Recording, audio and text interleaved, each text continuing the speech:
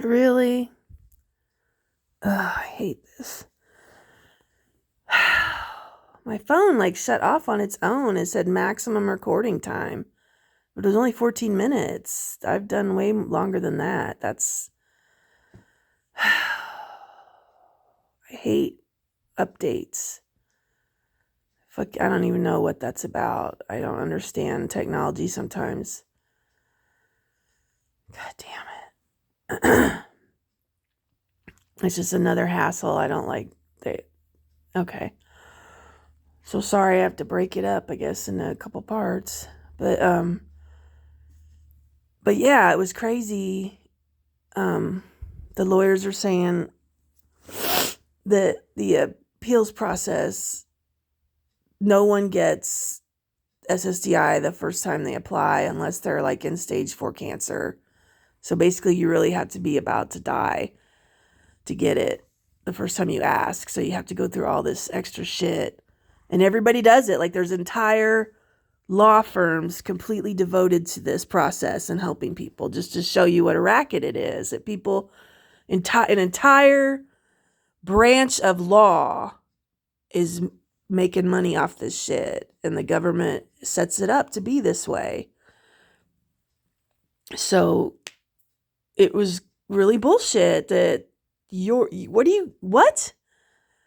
You paid for me to go to these doctors and now you're telling me you can't make a decision. You have to deny my request because you don't have enough information. They didn't give it to you.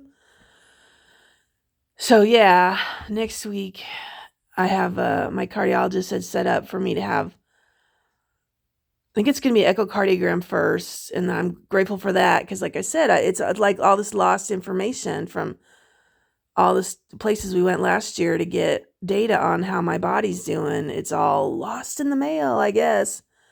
But the reason that is an issue to me and weighs on me is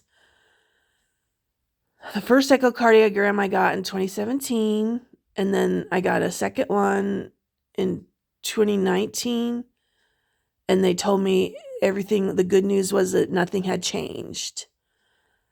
It was the same. But then I had another one, a third one in like 2022, and they said my heart had gotten worse. So that's why I'm really looking forward to getting results on a current echocardiogram. Like, what the hell? And then there's a test that I'm going to have to do that's like 5 hours or something. And there's a couple different ways people do it. Stress tests on your heart. Like if you're able, they'll have you jump up and run on a treadmill and all that kind of jump up and off and on. And I'm not going to be able to do that. So for people like me that aren't able to do all that, they inject chemicals into you to figure out what's going on with your heart. So I'm kind of scared about it, but I'm also trying not to think about it too much because at least it's in a hospital setting. If something goes wrong, but I don't know. They do this all the time, but I don't know. It's kind of hard to mesh it all together with the crazy stuff I've seen go wrong in hospitals and stuff. How I've had a couple times where they gave me somebody else's meds and shit. And I refused to take them because I knew it wasn't for me. I remember inhaler, they brought me an inhaler and they were real jerks about it.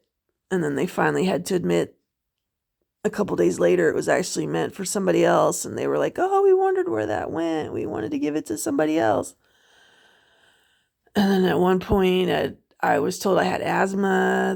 I'm like, no, I don't have asthma. What are you talking about? Nobody's ever said that. It's just, so yeah.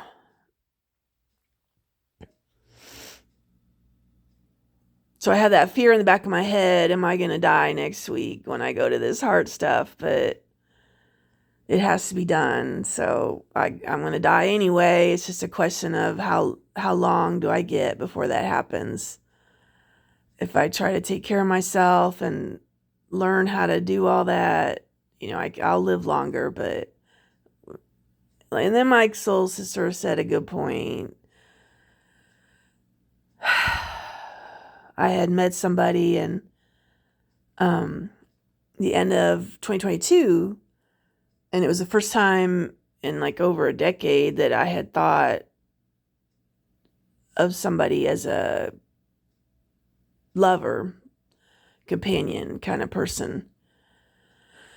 All the other stuff, like committed relationship, blah, blah, blah, blah. No, I wasn't. It wasn't like that. I didn't know them long enough to make those decisions, but I knew enough. We talked so much.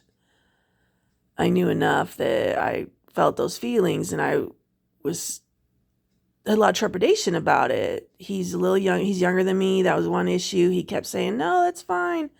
You're not that much older. So he was trying to make me feel better about that. And then the other issue is it fair for me to be in a relationship with somebody when I have this bad heart situation? And my soul sister was saying, well, none of us know when we're going to die.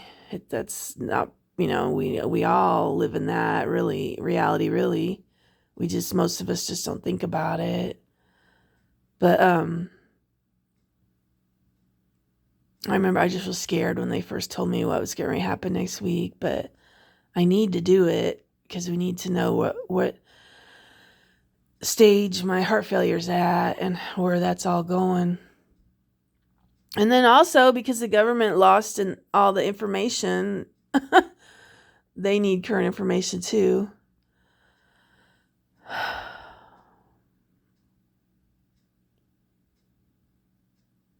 Well, that threw me off. I hate that.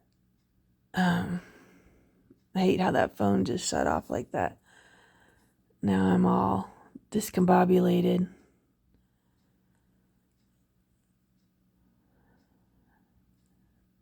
Yeah, I should probably just go. I've kind of lost my thought patterns and whatever I was going to talk about. It was the heart stuff, but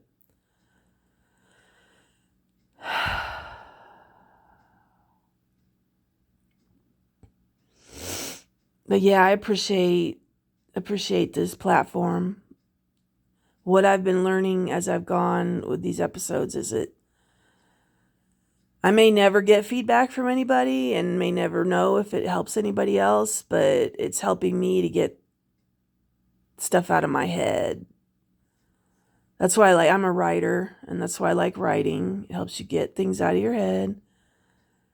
And then I can be a talker. I also need quiet time too. I was thinking about a dude I used to see. Everything looked good on paper.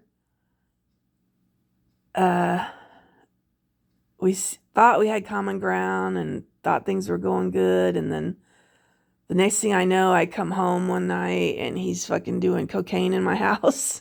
That really pissed me off. You bring cocaine into the house, you don't even tell me, or you want to, isn't that worth a conversation? I mean, why would you just assume? And the other thing that was fucked up about that is we'd never even talked about cocaine. So he honestly can't say he even knew what I thought about cocaine, if I'd ever done it, if I was adamantly against it. So the thing that was weird that I noticed about him is he couldn't stop talking. You could tell when he was on cocaine, he just yammered on.